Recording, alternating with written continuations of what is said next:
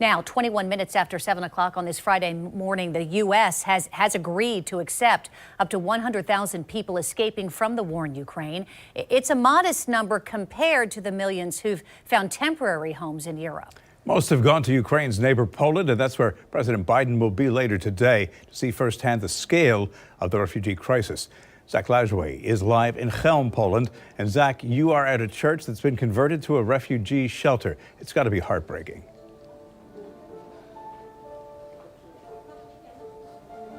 Bruce, it absolutely is. You know, this is a church that has been converted into a shelter.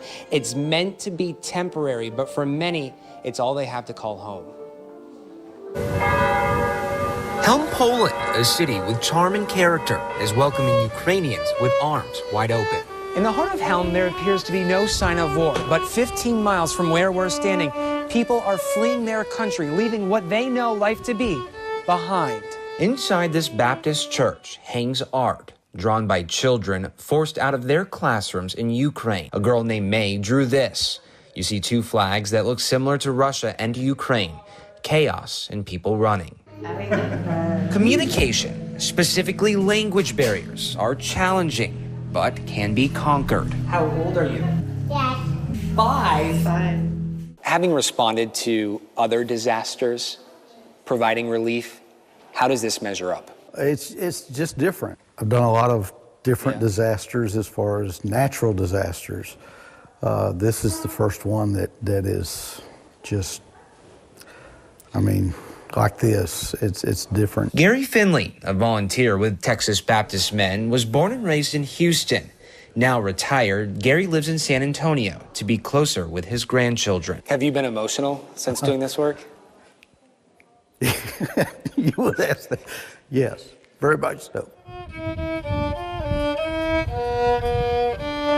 No matter how tough it gets, there's still work to be done. People still need help. Right now, as we speak, a truck is heading into Ukraine to an undisclosed location because of the severity of the situation. We don't want to give it away. They desperately need the aid where it's going. Natalia, her husband Sergey, and their children left behind their life in Odessa, Ukraine, including loved ones. Friends from Russia, our friends, do not believe in that. We are very sad of this because all the time we had a good relationship with them, and now they don't believe that the war is happening in Ukraine. So thank you for your interview, for your program that shows the truth. Approximately 15 miles away at the Poland-Ukraine border. I'm scared. You just crossed the border from Ukraine? I'm from Ukraine. Yep. Where in Ukraine? Kiev.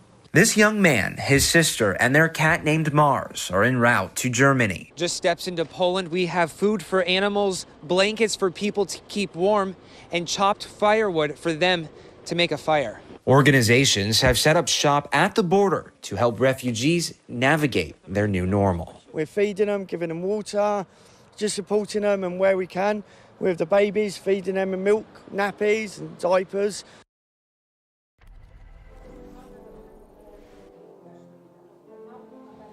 Right now, you are watching a family from Ukraine check into this shelter. The woman working this shelter behind the counter, she's using an app to convert her language into Ukrainian.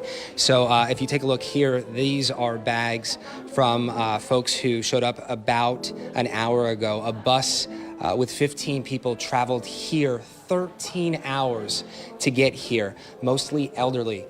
We helped them in. This is their entire life. This is what they left Ukraine with, bags, and that is it.